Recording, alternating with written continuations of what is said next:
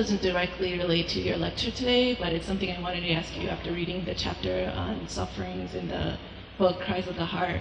How can you present the gospel to a friend who's been raped at a young age when, well, how can you answer that question that everybody asks, why is there evil in the world when God so loves his people? How can you address that question when the pain is personal and it's not a mere concept? Yeah, I appreciate that, Linda, and I think in Cries of the Heart, I made one attempt at it. In Jesus Among Other Gods, I made another attempt at it. Let me just, for the sake of the other listeners, at least position it a little bit philosophically and then move to the existential response here. Philosophically, there are two things we need to bear in mind. Whenever a person raises the problem of evil, they are implicitly also positing the existence of good. When you say something is evil, you assume something is good. When you assume something is good, you assume there's a moral law by which to differentiate between good and evil. And if you assume a moral law, you must ultimately posit a moral lawgiver. But that's whom the question is often trying to disprove and not prove. Because if there's no moral lawgiver, there's no moral law. There's no moral law, there's no good. If there's no good, there's no evil. The question really self-destructs in terms of an objective rule by which to measure good and evil. It's very important to notice that the question in fact affirms that a moral framework exists in life. But the second thing is this: you move to the existential side of it, and I don't believe it's in Cries of the Heart, but I think it's in Jesus Among Other Gods. I've quoted a professor of philosophy from University of St. Louis in Missouri, Eleanor Stump, one of the finest Christian philosophers in our time. I encourage you to read her article in the book Philosophers Who Believe, and her entire essay deals with how she came to know Christ by facing the problem of suffering head on. And she gives the illustration of the Holocaust and the little village of Le Chambon in France, where so many lives were being captured by the Nazis and being tormented and all of that. And a little parsonage and young children and all began to rescue those who were being tormented there. And Eleanor Stump says a press reporter who was visiting Le Chambon had become hardened to all the evil that he had seen until he saw the binding of the wounds by these children and by the people of Le Chambon. It cracked open his heart and the tears came flowing, which had been bottled up for so long. Good has a way of cracking open a hardened heart from evil and suffering. It's another existential clue to the fact that evil alone hardens and coarsens, but when good enters, there's a sudden softening and a breaking down of that hard heart.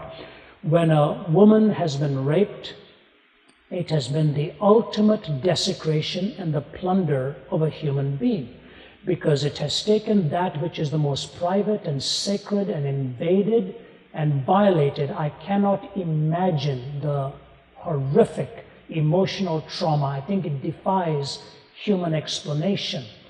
But it is so interesting that I have met and talked with some of those who have gone through that hell in their experience, who've admitted that while the wound still bleeds internally, they have seen the pain through different eyes after having come to know Christ.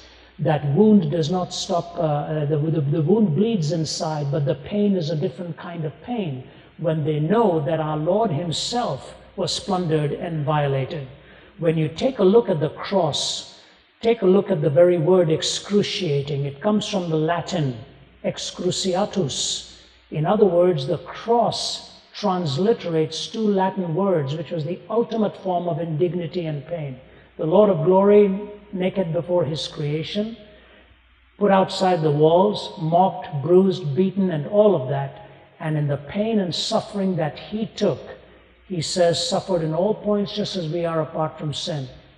Because Christ comes in you, which is the only religious system in the world that talks about God himself coming in you, to live within you, that in this personal relationship, I suggest to you that the body which was desacralized in rape can somehow be lifted to the sanctity of becoming the temple of God once again. And that kind of conviction to move them from that indignity to the solace of Christ himself is a long process of loving and undergirding and knowing there will be periodic lapses when the memory haunts and hurts, but he is there to pick us up. There's a beautiful hymn written by Annie Johnston Flint, and with this I'll close, who was orphaned early in life. She was incontinent for many years in her life. She had rheumatoid arthritis and was lying crippled for many, many years. She, I think, got cancerous, and even blindness started to come in. And this marvelous woman wrote some of the greatest hymns ever, and one of those was, He giveth more grace when the burdens grow greater. He sendeth more strength when the labors increase. To added affliction he addeth his mercy.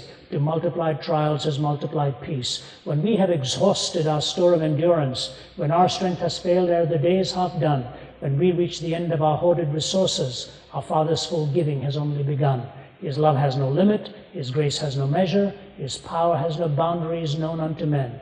For out of his infinite riches in Jesus he giveth and giveth and giveth again.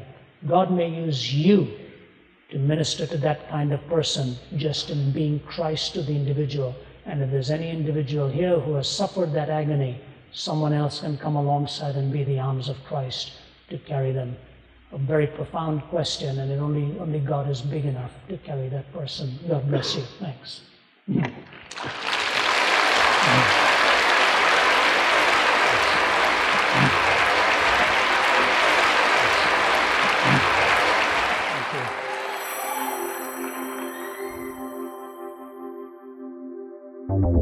you.